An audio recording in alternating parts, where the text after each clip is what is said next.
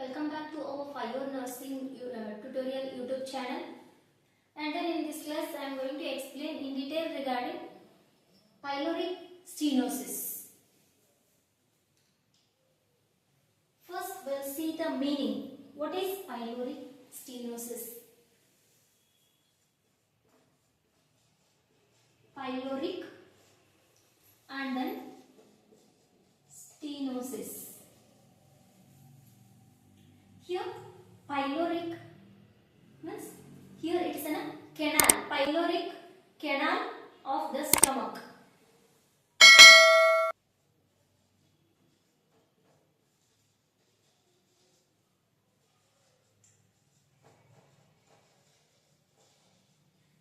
Pyloric means it is a canal of stomach. And then here stenosis, that is narrowing of the tubular structure. Narrowing of the tubular structure. Stenosis is nothing but in tube-like structure there will be the constriction or narrowness of a tube, that is stenosis. Here pyloric stenosis. Here pyloric canal will be constricted, that will be narrowed or narrowing of the tubular structure. Narrowness of the pyloric canal is nothing but a pyloric stenosis. We will see with the diagram.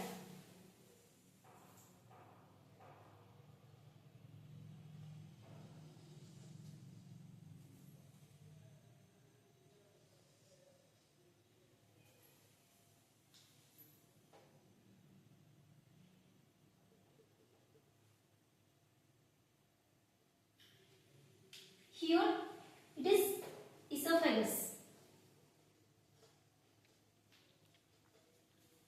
and then it is LES. LES nothing but a lower esophageal sphincter, and then this is fundus. This is body of the stomach. This is pyloric sphincter.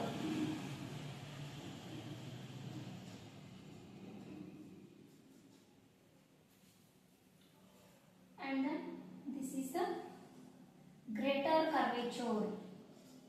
This means greater curvature, and this one is lesser curvature.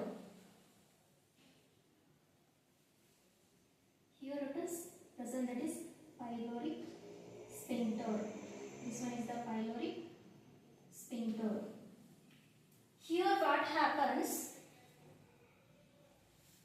Here bottom will have food, that is first in the oral region, and then after that esophagus, after that it comes to the stomach, and then it is always unidirectional one. It is always unidirectional.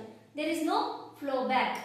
If that flows back, if the food content, that is food content in the stomach, if that again back flows goes to the esophagus, means there will be the lower esophageal sphincter will be loosely connected. That is referred as, that is called as GERD,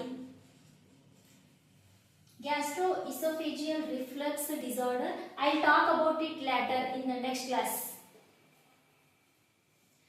What happens here? This is a lower esophageal sphincter, fundus, and the body. Here circular muscles will be present. Here circular muscle is present. That is the pyloric canal. Pyloric canal. Here circular muscles in the pyloric canal that leads to hypertrophy. Hypertrophy.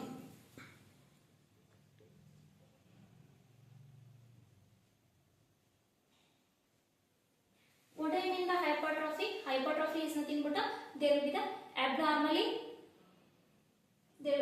abnormally large number of cells. That is hypertrophy. Here circular muscles of the pyloric sphincter or the pyloric canal, there will be the constriction. It is going to form the constriction.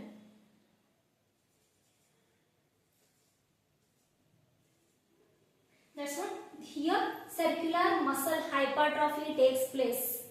Due to that hypertrophy, there will be the obstruction takes place.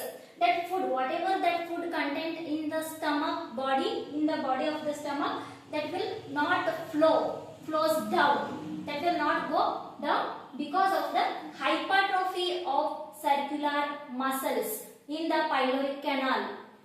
Here obstruction.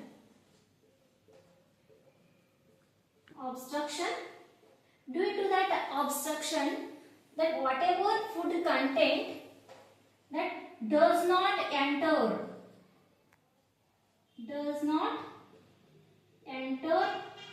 in the duodenum. Duodenum is a part of the small intestine. Here, due to the obstruction, does not enter the food content, does not enter the duodenum. But here continuous peristalsis movement will be present.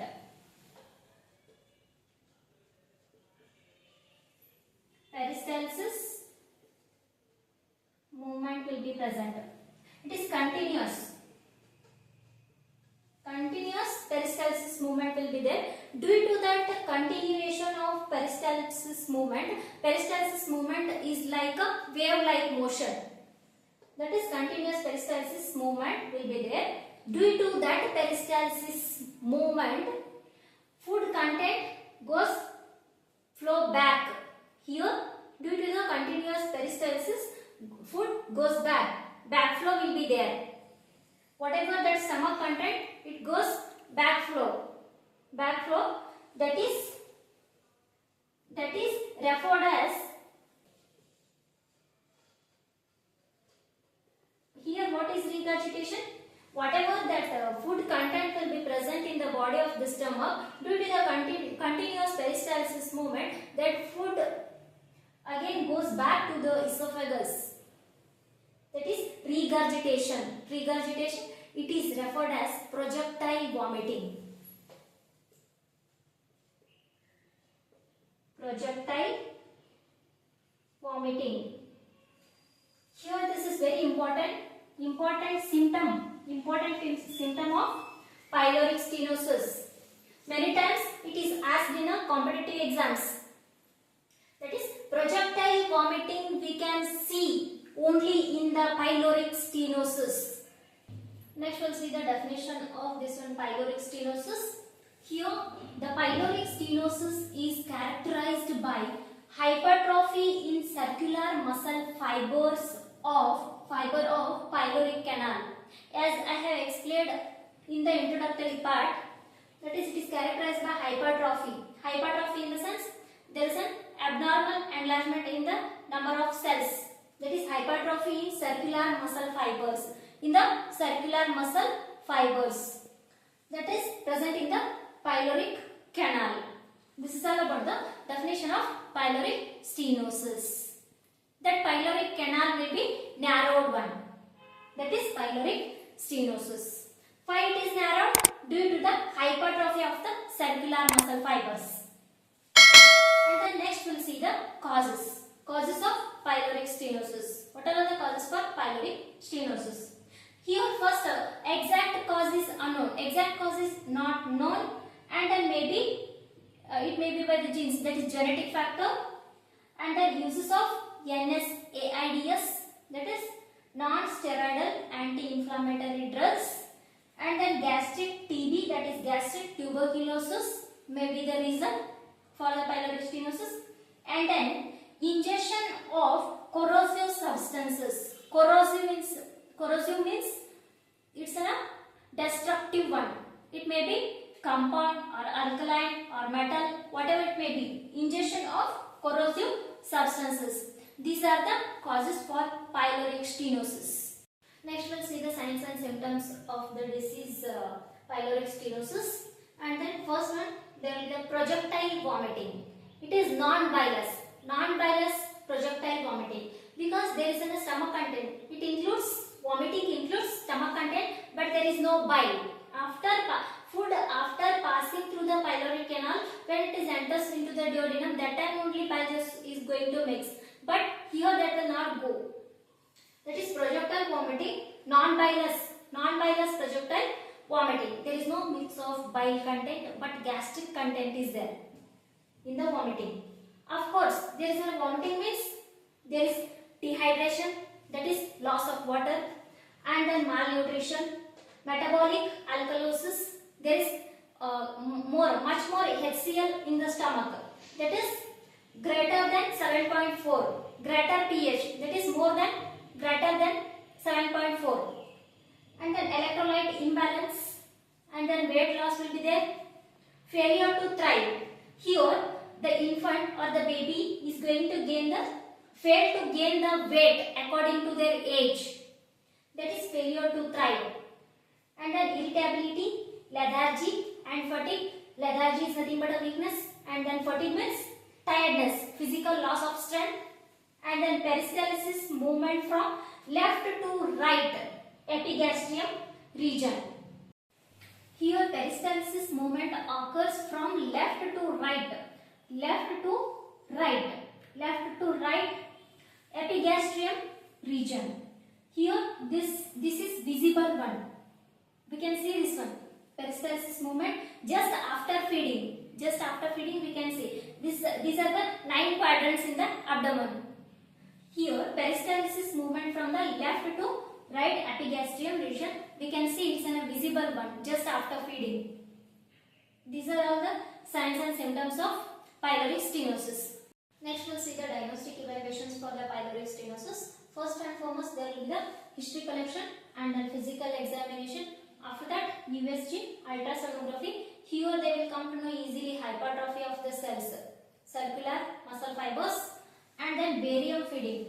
After swallowing a barium, they will take X-ray. They used to take X-ray. Where that barium used to stop, there is an obstruction. Through the X-ray, they will come to know where is the obstruction, in which region, in which part. And then endoscopy of upper GI tract. These are the diagnostic evaluations for the pyloric stenosis. Next we'll see the management of pyloric stenosis. Here medical management in the sense symptomatic treatment can be given like IV fluids and antiemetic drugs.